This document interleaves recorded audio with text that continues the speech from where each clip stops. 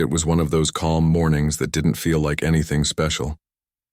The sky was clear, the air was warm, and traffic on the highway moved in a steady rhythm. People were on their way to work, school, and errands, lost in their own worlds. Among them was a woman named Lily, driving her small silver car home after spending the weekend with her sister. She had music playing softly and a takeaway coffee sitting beside her.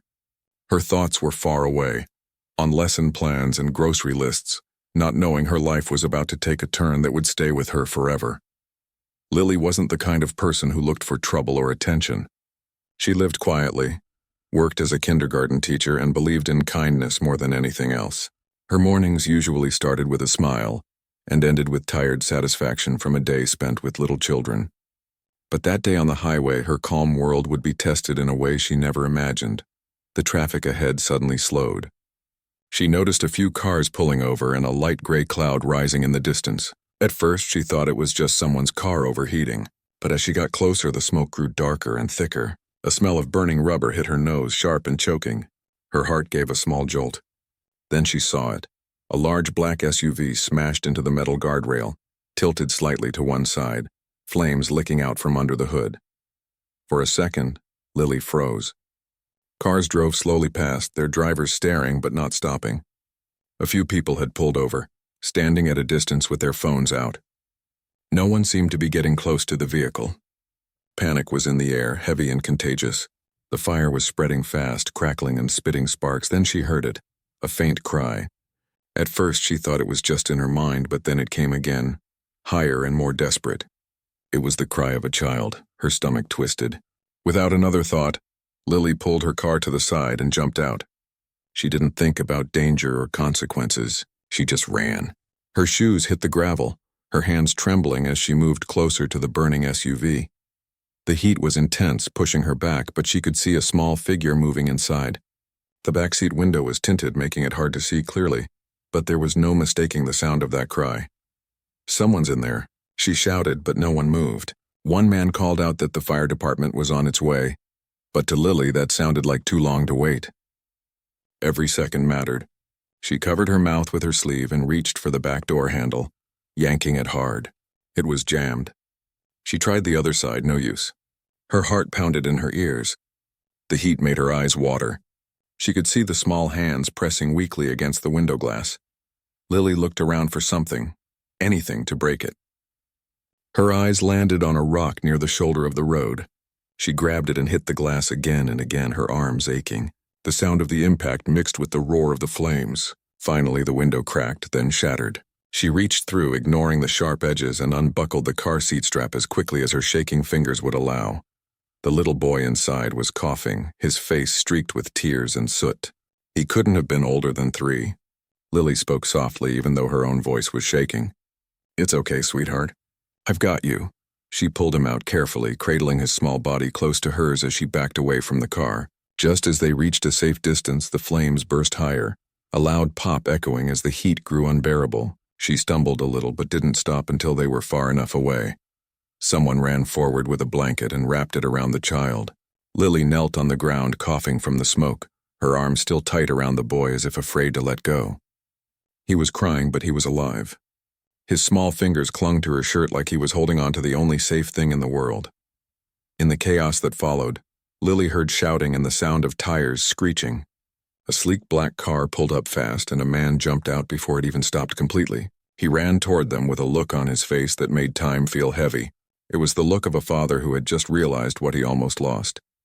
He dropped to his knees beside them, his suit jacket flying open, his eyes wide with fear and disbelief. "My son," he gasped, reaching for the child. The little boy turned his head and reached out, his cries breaking into hiccups as his father gathered him up. For a long moment, the man couldn't speak.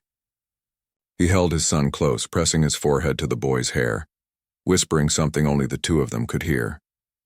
Then he looked up at Lily. His face was pale, streaked with sweat, his eyes full of emotion he couldn't hide. "You saved him," he said, his voice rough. You pulled him out?" Lily nodded, still breathing hard. He was crying. I couldn't just watch. He stared at her like she was something unreal. Around them, sirens wailed in the distance, growing louder. A few people had gathered, murmuring in shock, some recording, some crying. Lily barely noticed. Her hands were shaking now that the adrenaline was fading. She realized she had small cuts on her palms from the broken glass, and the smell of smoke clung to her clothes.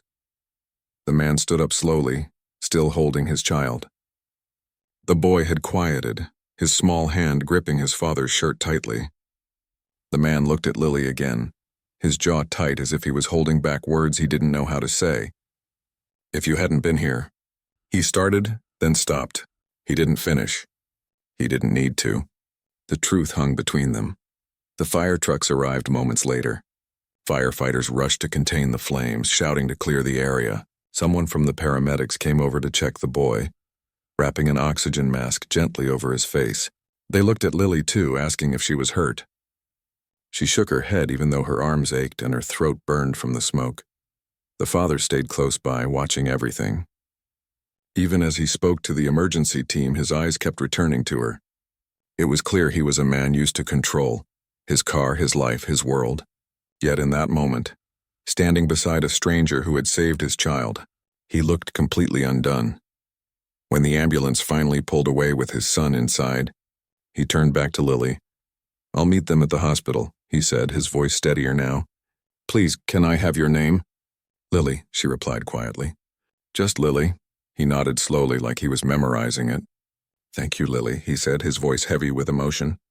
"You have no idea what you've done." Then he got into his car and followed the ambulance, the sound of the sirens fading into the distance. Lily stood there for a moment watching them go, feeling the strange silence that follows chaos.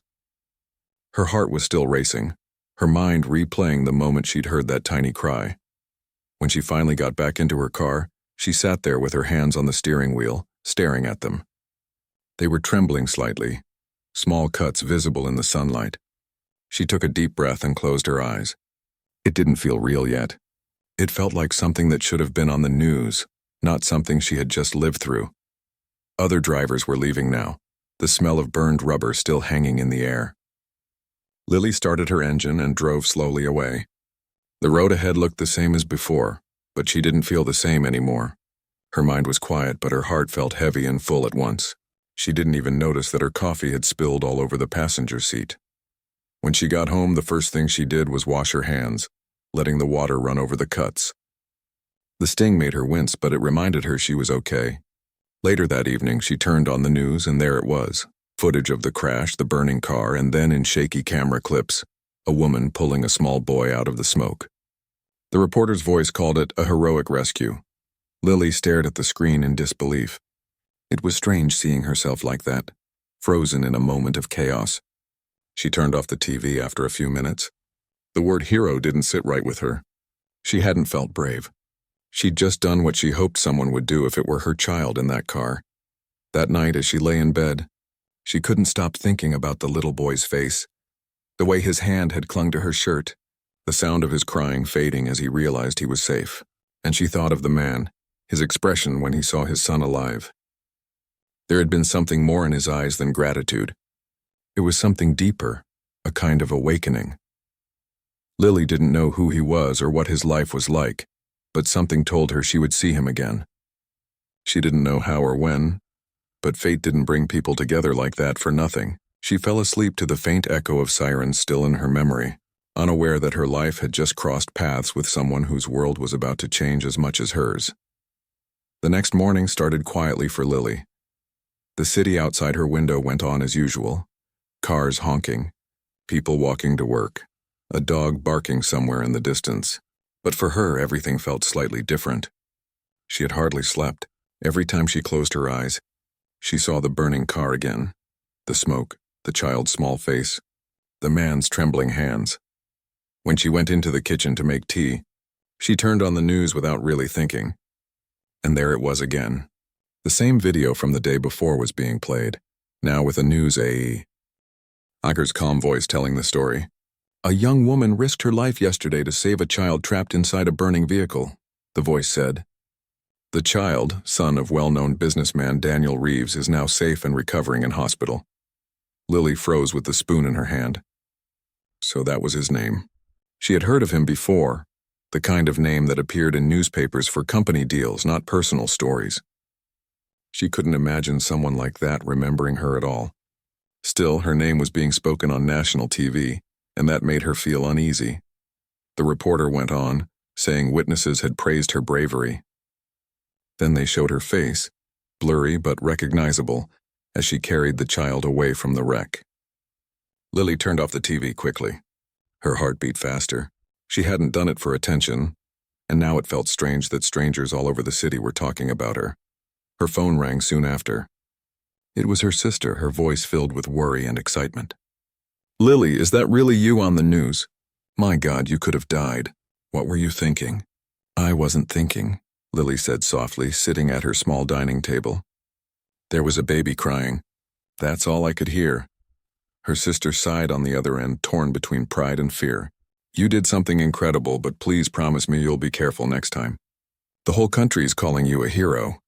Lily smiled faintly, though she didn't feel like one.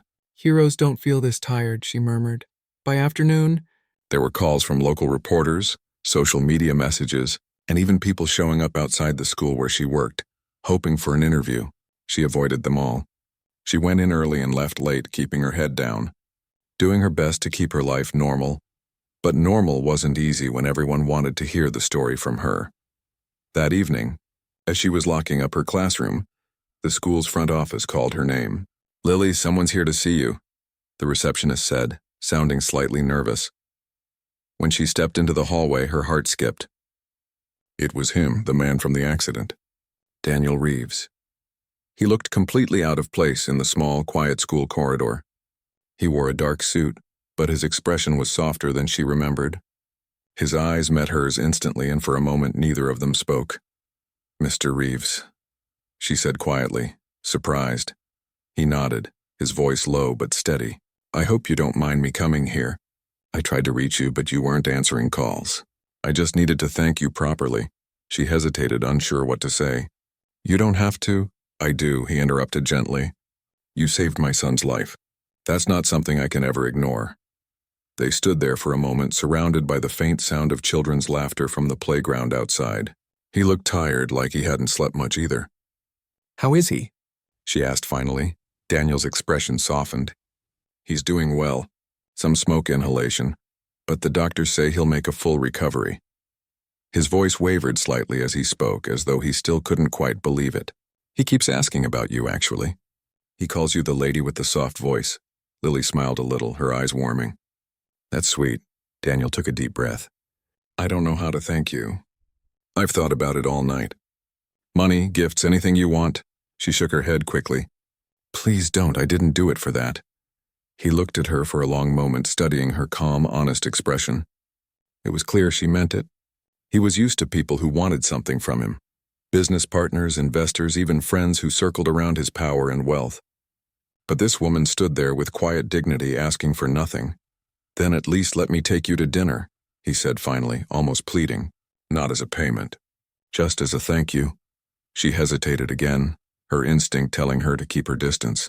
But something in his voice, not commanding, not forceful, just sincere, made her pause. "Dinner," she repeated slowly. "Just dinner?" He nodded. "Just dinner." That's how it began. They met 2 days later at a quiet restaurant near the city outskirts, one that Daniel had arranged privately so there would be no reporters or unwanted eyes. When Lily arrived, she found him already there, standing as she walked in. He smiled, a small, real smile, not the practiced one she had seen on TV interviews. "I'm glad you came," he said. The meal started awkwardly, as most unlikely meetings do. They talked about the accident for a while. How quickly it happened, how the driver lost control, how the car caught fire before anyone could help. But Daniel's eyes kept drifting toward her bandaged hands. "Does it hurt?" he asked, nodding at them. "Not much," she replied. "Just small cuts." "Nothing serious," he frowned slightly. "You shouldn't say that. You walked through fire for someone you didn't even know. That's not nothing." Lily looked down, embarrassed. "Anyone would have done the same." Daniel leaned back in his chair. "I don't think so," he said quietly. "I've seen a lot of people in crisis. Most freeze. You didn't." There was a pause. The waiter refilled their glasses, and the world outside the window moved on, cars passing, lights flickering, normal life carrying on while two strangers sat bound by an unforgettable moment. When he spoke again, his tone had changed. You know, my whole life has been about control. I plan everything, business, meetings, even vacations. But that day, in 10 seconds, everything I thought I controlled was gone. I've never been that scared. Lily listened quietly, her eyes steady on his. She could hear the weight in his words, not just fear, but guilt. The kind that doesn't fade easily. He sighed softly. When I saw the flames, I thought I'd lost him. And then you were just there, out of nowhere.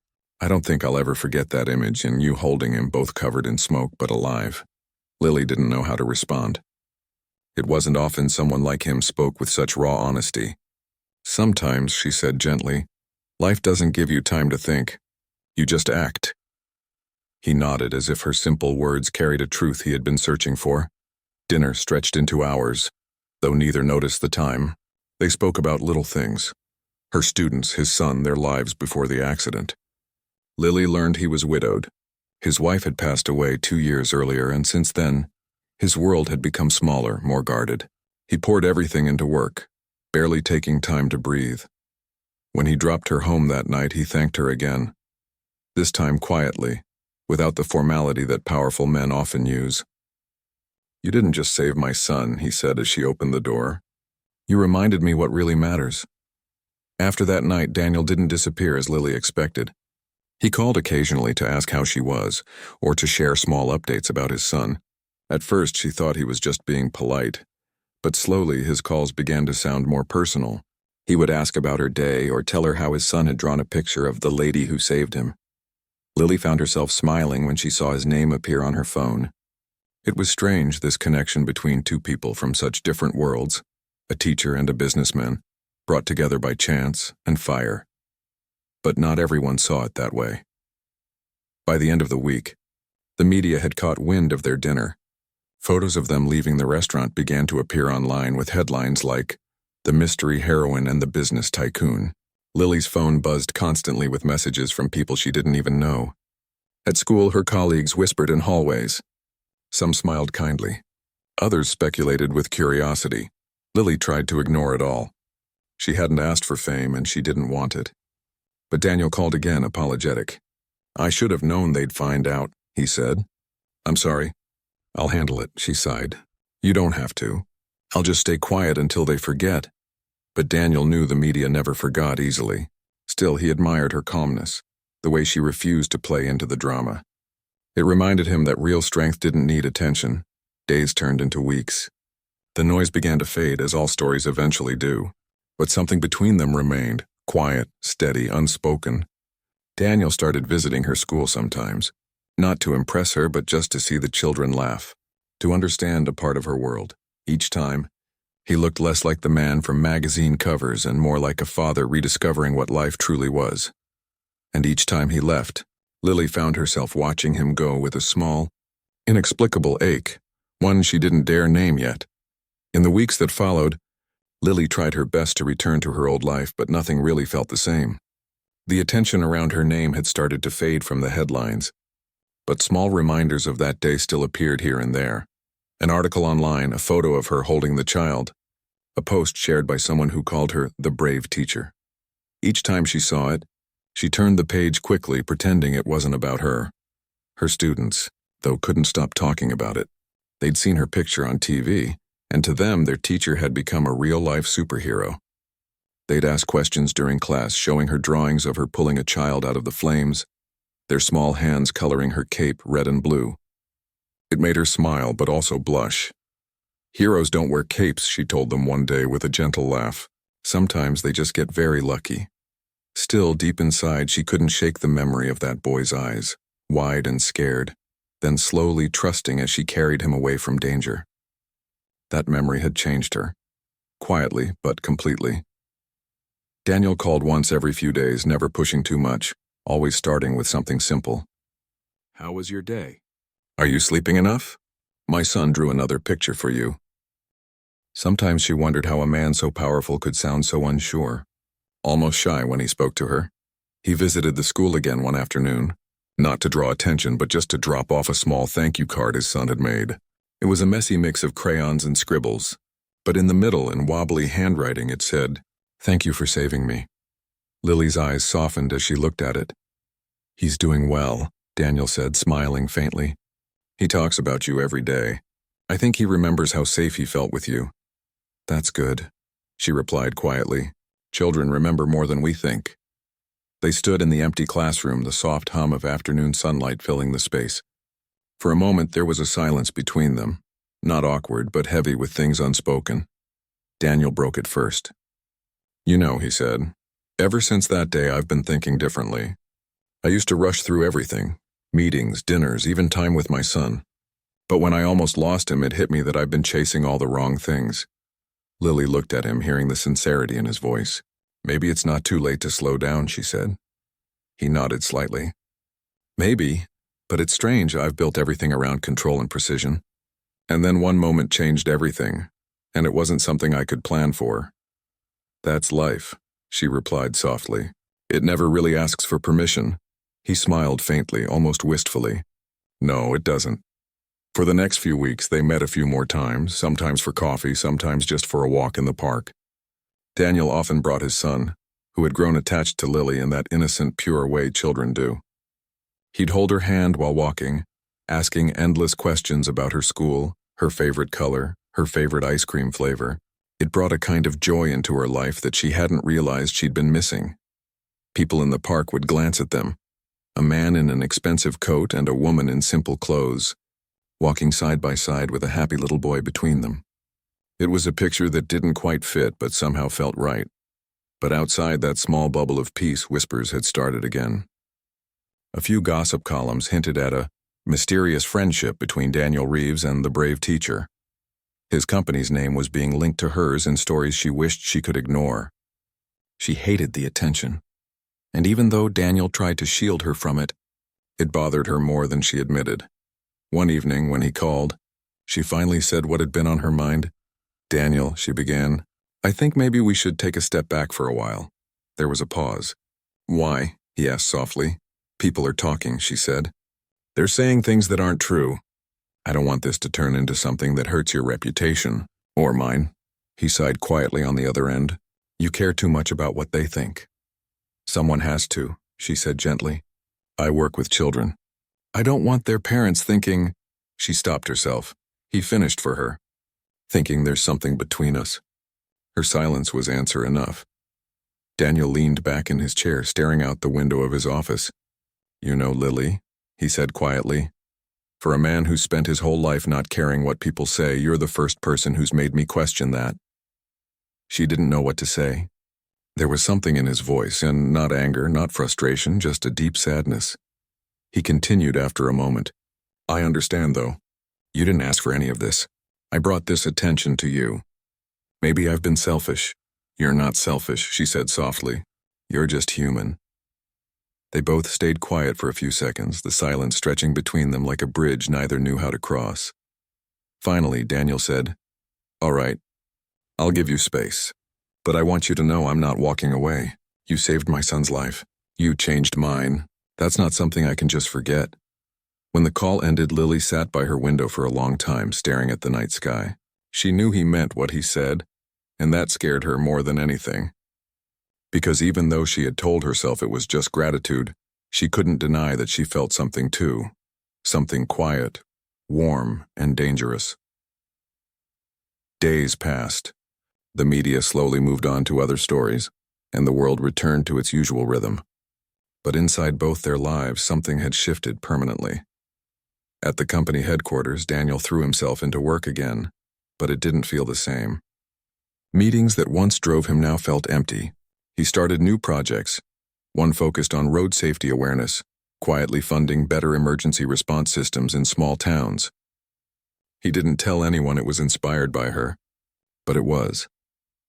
Meanwhile, Lily's life went back to her students, her small apartment, her quiet routines. Yet sometimes late at night she would find herself scrolling through old news clips of the rescue. Not because she wanted attention, but because it reminded her that she was capable of something extraordinary, that for one terrifying, beautiful moment, she had mattered in someone's world more than she could ever imagine. One afternoon, weeks later, there was a soft knock on her classroom door. When she looked up, she saw Daniel standing there again, this time holding a small box. "I thought you weren't coming by anymore," she said, half surprised, half relieved. "I wasn't planning to," he admitted, but my son insisted. He said you needed to see this. He opened the box to reveal a small handmade medal, cut from cardboard, covered in gold paper, with a string tied to it. On it, in uneven letters, it read, "Best Hero." Lily laughed softly, her eyes misting up. "He made this?" Daniel nodded. "He said it was because real heroes don't get shiny ones." Her heart melted at the thought. She touched the edge of the little medal, feeling its roughness, its childlike honesty. "Tell him I'll treasure it forever." "I think he'd like that," Daniel said. Then, more quietly, he added, "So would I." They stood there for a moment, the air between them thick with unspoken feelings. Neither needed to explain what had grown between them. It was too soon, too complicated, too fragile. But it was there, clear as day, in the way they looked at each other. Before leaving, Daniel hesitated. "You know," he said softly, "I used to think my world was made of numbers, contracts, and deadlines, but then a stranger ran toward fire for my son, and suddenly, everything I believed about people changed. You changed it." Lily met his eyes, her voice barely above a whisper. "Maybe we both changed that day." When he left, she stood by the window watching him walk to his car. He turned once, almost as if he could feel her gaze, and their eyes met again for a brief moment. Then he was gone. That night, as Lily sat at her small desk, the cardboard medal beside her, she realized that even though their paths were so different, somehow they had become part of the same story. One that neither of them had asked for, but both had needed. For the first time since the accident, she didn't feel like she was running from the memory of that day. Instead, she felt grateful. Not just for saving a life, but for finding something quietly extraordinary in the middle of chaos. She didn't know what the future would bring. Maybe they'd drift apart. Maybe they'd meet again.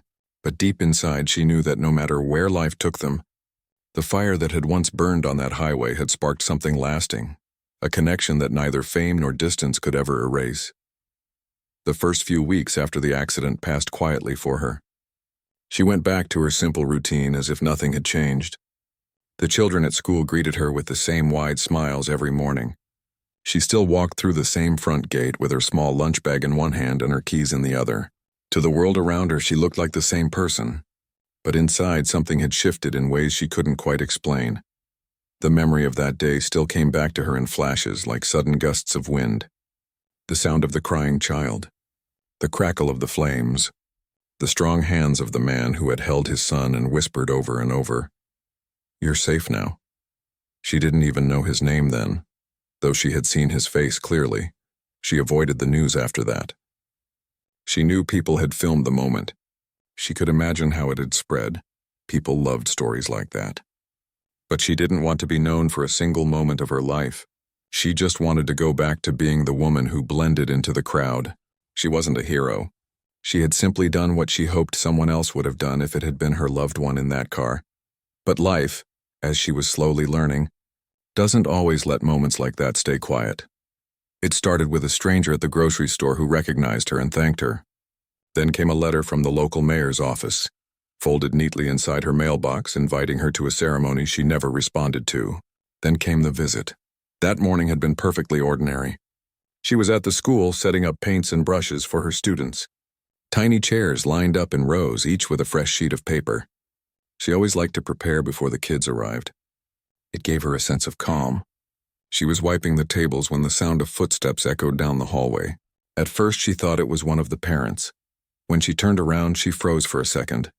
The man who had run toward the burning car that day was standing at the doorway of her classroom. His face was impossible to forget. He looked different now, more collected, but there was a quiet intensity in his eyes. He was dressed in a dark suit, though it wasn't the clothes that caught her attention. It was the way everyone in the hallway seemed to react to his presence. A hush fell over the place, like someone important had walked in. She didn't know what to say. He broke the silence first. "Hi," he said softly. "I hope it's okay that I came." His voice was calm, but she could hear something deeper beneath it. Gratitude, maybe. Or something heavier. She placed the cloth on the table and took a small step forward. "Of course," she said quietly. "I wasn't expecting to see you here." He smiled just a little. "I wasn't sure I should come." But I couldn't keep sending messages through people. I needed to thank you in person. She didn't know how to respond to that. She had already received a letter, 2, in fact, from his office. She hadn't replied to either. She hadn't done any of this for recognition. She would have done it for anyone. You don't have to thank me, she said. I'm just glad your little boy is okay. At the mention of his son, something softened in his expression. He stepped inside the room slowly, almost cautiously, like he didn't want to disturb her space. He's doing well, he said. He still wakes up some nights crying, but he's okay. He wouldn't be here if not for you. Her chest tightened a little. She could still hear those cries in her own dreams. She forced a small smile. I'm glad he's safe. That's all that matters. For a moment, neither of them said anything. He glanced around the room at the little chairs, the shelves of crayons and the drawings pinned to the walls. His world was clearly far removed from hers. Everything about him spoke of a life with power and wealth. Yet in that moment, he looked out of place but strangely sincere. I know people probably tell you this all the time, he continued, but I don't think words will ever be enough. I've built my entire life believing I could control everything. And in one moment, I almost lost the only thing that truly mattered. She shifted slightly. She wasn't used to people speaking to her this openly. You don't owe me anything, she said gently. I don't want anything. He nodded slowly as if he had expected that answer. That's exactly why I'm here, he said. Most people would take something. You didn't, and I can't just walk away like nothing happened. Before she could find an answer, the sound of children's voices echoed from the hallway. Her students were arriving.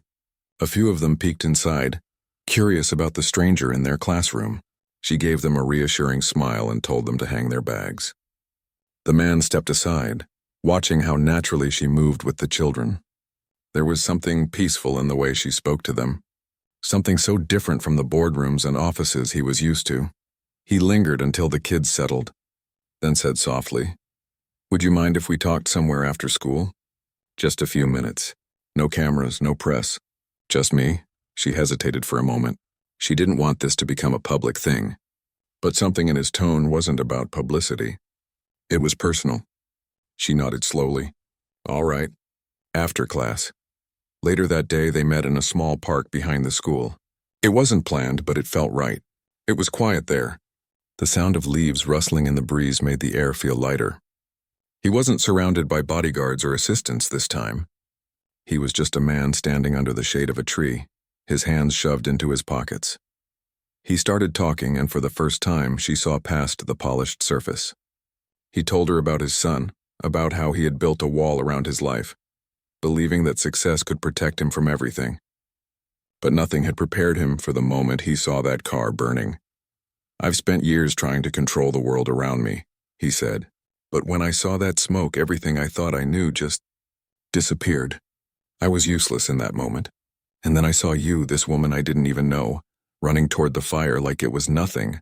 I can't forget it. She didn't interrupt him. She just listened. He wasn't the powerful figure people saw on television or in business news. He was just a father who had been terrified. I thought gratitude would be simple, he continued. I thought I'd just write a check or build a statue or something ridiculous like that. But the truth is, nothing I do will ever match what you did, and I don't even think that's what you want anyway. She let out a small breath. I didn't do it to be remembered, she said quietly. I just saw a child in danger. That's all. He nodded, a small, almost sad smile forming on his lips. That's what makes you different, he said softly. And I can't just forget that. I won't. He didn't ask her for anything that day. He didn't offer anything either. He just walked beside her in silence for a while. It was the first time in years, perhaps, that he had spent time with someone who didn't treat him like a headline or a transaction. And she didn't realize how much she had needed to hear someone speak from a place of genuine feeling. Not expectation. In the days that followed, he found small ways to appear in her world, not with grand gestures but quiet ones. He donated supplies to the school without attaching his name. He offered to help fix the old playground equipment. She didn't ask for any of it, but he did it anyway. Not because he wanted to impress her, but because he needed to do something good that wasn't tied to business or reputation. People around town started to notice. Some whispered, some speculated, but she tried not to let it bother her. She told herself it would pass. Yet deep down she could feel something shifting. Every time they talked, their conversations grew a little longer. Sometimes it was about life, sometimes about the accident, sometimes about things neither of them had said out loud to anyone else before. He began to open up about his childhood, about the pressure of expectations, about how loneliness can hide behind a perfect suit and a polished smile. She never judged him. She just listened, and in return, he listened to her too. She told him about her students, her dreams, her fears. She told him about how she used to doubt if kindness really mattered in a world that moved so fast.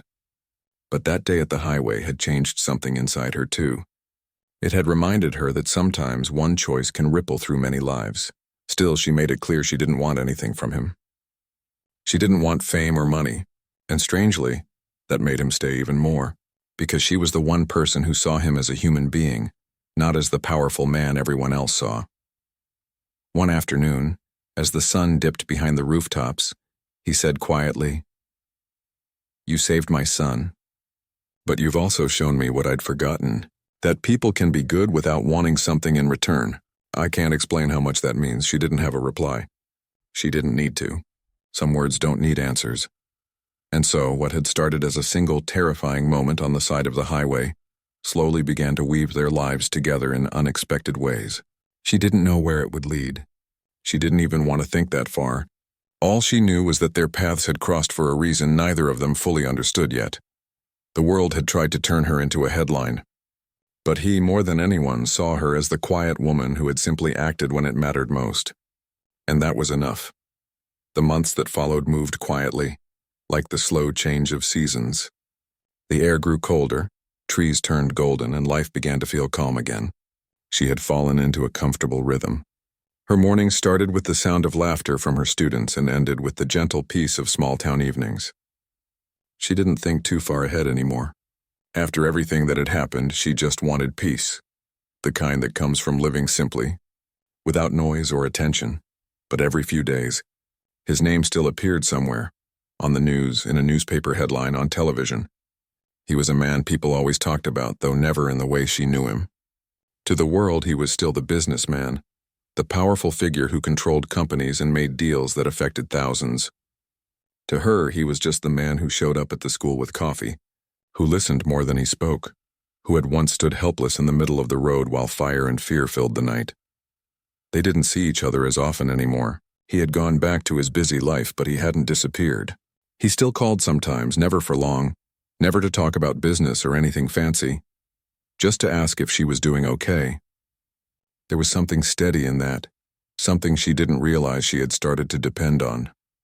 One day, as winter began to whisper its way into town, she received an envelope in her mailbox. It wasn't from the school or her family. It was sealed neatly, her name written in clean handwriting. She opened it slowly, half expecting it to be another letter from the local news asking for an interview she'd politely refuse. But it wasn't that. It was an invitation. At the top was a small golden logo she recognized, one of his companies. Below it, a simple line: "You are warmly invited to the annual Safety Initiative Gala."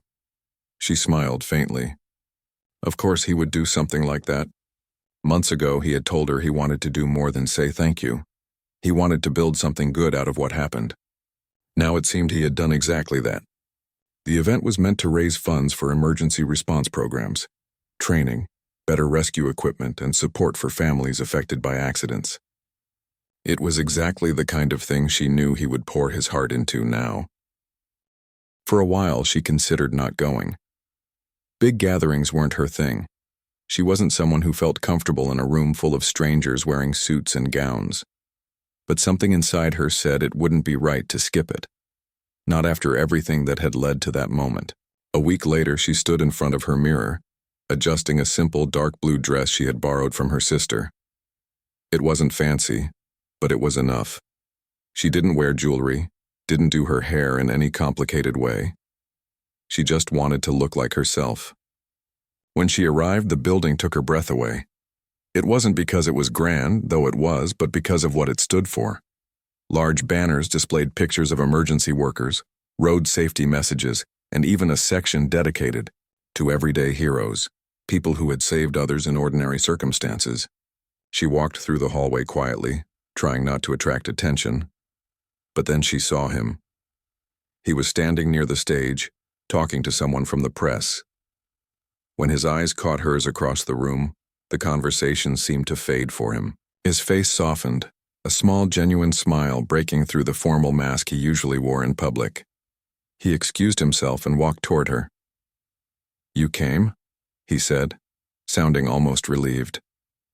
"I didn't think I could miss it," she replied with a small smile. "You did all this?" "With help," he said humbly. "But the idea came from you." "From me?" she asked, surprised.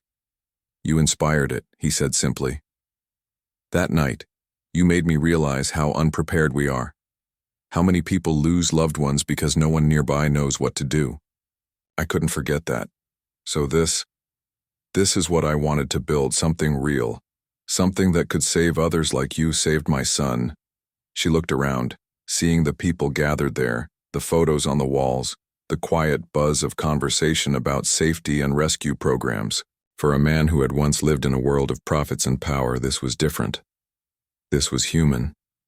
"I'm proud of you," she said softly. He smiled a little, almost shyly. A rare look for someone like him. "That means more than you know." The evening went on, filled with soft music, speeches, and a warmth that spread through the room. When he took the stage later, the lights dimmed, and people turned their attention to him. He stood straight, confident, but his tone wasn't the sharp business voice people expected. It was calm, genuine, and full of heart. He began by talking about the importance of preparedness, the need for quick response during accidents, and how lives can change in a single moment. Then his voice softened. "A few months ago," he said, "I learned this lesson the hardest way possible. My son was trapped in a burning car. I couldn't get to him, but someone else did." The room grew silent. Every eye turned toward him. She didn't know us. She didn't stop to think about who we were or what it might cost her. She just acted, and because of that, my son is alive. I am here, and I am forever changed. He paused, glancing at her briefly. She could feel her cheeks warm as a soft murmur went through the audience. "I wanted tonight to be about people like her," he continued. "Ordinary people who do extraordinary things without expecting anything in return. This is for them." When the audience stood and clapped, she stayed seated at first, a little overwhelmed by the attention. But when he stepped off the stage and came toward her, holding out a small plaque, she didn't have much choice. Her hands trembled slightly as she took it. The plaque had her name engraved at the bottom, but the words above it made her heart ache in the gentlest way. "For courage that changed more than one life." She looked up at him, and for a second, the room faded away. It was just them again, like that night on the highway, only this time there were no flames, no fear, no sirens, just peace and gratitude. After the event, when the lights dimmed and most people had left, they stood outside near the parking lot. The air was cool, and city lights glimmered far in the distance. Neither of them spoke for a while. She held the plaque close, still not used to the weight of being called a hero. He finally broke the silence. "You never wanted attention," he said quietly. "I know that. But I wanted people to see that goodness still exists, that someone can change everything without asking for anything." She smiled faintly. "Maybe. But I think what really matters is what you did with it. You turned something painful into something meaningful. That's what counts." He nodded slowly. "You did that," he said. "You started it." A small silence settled again, gentle but full of understanding. He looked different that night, lighter somehow. The sharp lines of his face seemed softer, his voice steadier. The weight he used to carry in his shoulders was gone. "I used to think my life was all about success," he admitted, "about proving something to the world. But you made me see it's not about what I build. It's about who I become." She didn't answer right away. Her eyes moved toward the night sky, the faint stars blinking above the city. "Maybe we both learned something," she said. "Maybe it's not about big gestures. Sometimes it's about one moment that changes how we see everything." He smiled quietly. "You're right," he said. "And that moment was you." They stood there for a while longer, saying little but understanding a lot. He didn't ask for anything more, didn't try to turn the evening into something it wasn't. He just thanked her again softly, in the way that carried all the words he couldn't say. When she finally drove home that night, the roads were quiet. The headlights cut through the darkness, and she felt a strange calm settle over her. She thought about everything that had happened since that night. The fire, the fear, the connection that grew unexpectedly between two people from different worlds. Life had a way of writing stories you didn't plan. She had never imagined hers would cross paths with someone like him. But maybe that was the point. Maybe life didn't care about backgrounds, wealth, or reputation. Maybe it only cared about moments, real ones, where people showed who they truly were. When she reached her small house, she placed the plaque on a table near the window. The moonlight touched its surface, and she smiled to herself. It wasn't about recognition. It wasn't even about gratitude. It was about knowing that something good had come out of something terrifying. A few days later, she received a photo in the mail. It was from him. The picture showed his little boy, now smiling wide, holding a drawing. Below it, in a child's handwriting, were the words, "Thank you for saving me." She sat down and held the photo for a long time, her eyes soft and full. It was the kind of thank you that didn't need to be spoken twice. Years later, when people in town still talked about the accident and how she saved a powerful man's child, she would just smile and say, "It wasn't about that. It was about doing what was right."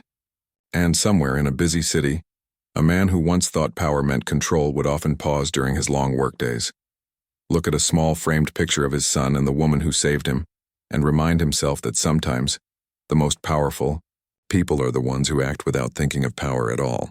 He never walked away after that.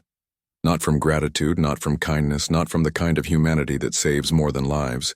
It saves hearts.